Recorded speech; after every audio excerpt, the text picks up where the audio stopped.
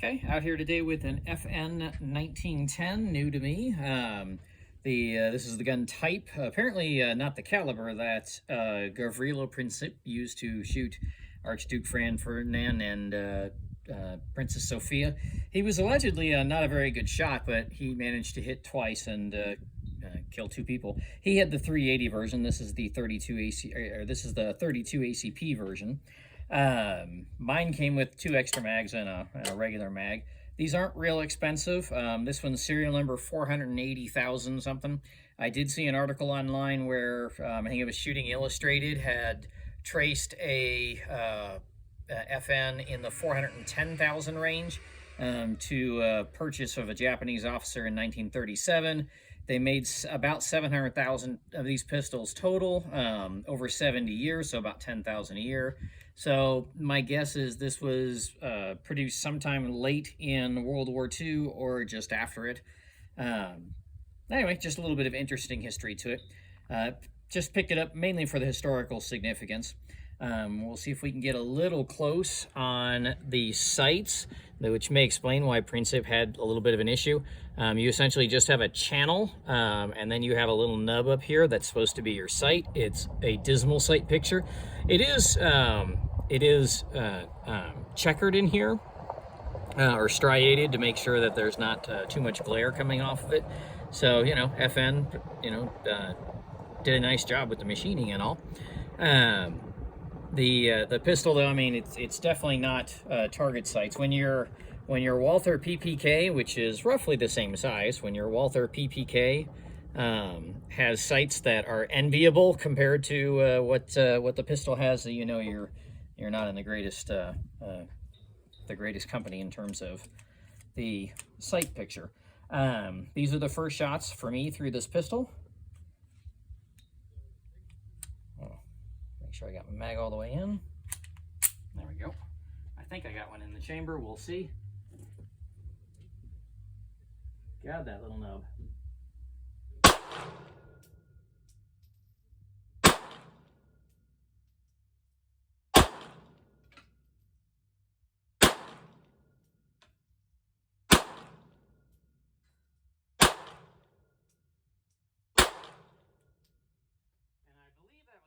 I just loaded 7. Let me check the chamber and make sure. The 1910s, yeah, chamber's empty. The 1910s don't really have a hold open, not an automatic hold open. You can use the safety lever to hold it open manually, but if you then release the lever, it's not going to take the next round out of the magazine. So we'll see if these little aftermarket magazines work. I'm shooting to the left. I am actually able to pick up the little nub a little bit. The morning sun is kind of glinting off of it. When you're chambering around, you can actually kind of feel the magazine when you've retracted the slide far enough. So I believe there's a round in there, but we'll see. Also, the grip safety is functional. And if I pull the trigger without depressing the grip safety, nothing happens. And then there's the safety here, which actually takes a little bit of doing to put on, but comes off very easily. So with the safety on, nothing happens. All right, let's see if we can do any better. Oh, that was a little better. Now,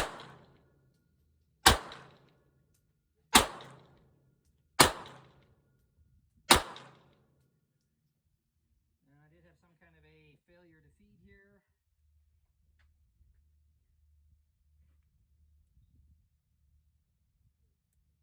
This is with the aftermarket magazine, so I don't know if that's magazine related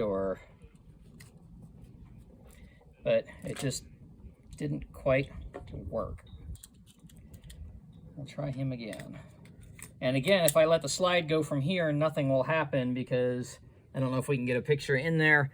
The part of the slide is actually past the back of the case. So nothing would happen if I just let the slide go forward. So I got to pull it back. I can feel the magazine make a little bit of a move. And again, no. So maybe it's just something with that magazine, which is an aftermarket. So but I'll tell you what, we'll try loading it in with the FN mag. Maybe it's not the slide. Maybe it's the, or I'm sorry, the magazine. Maybe it's the grip safety that's kind of doing something. So the round is chambered, and now I'm going to try the other aftermarket mag.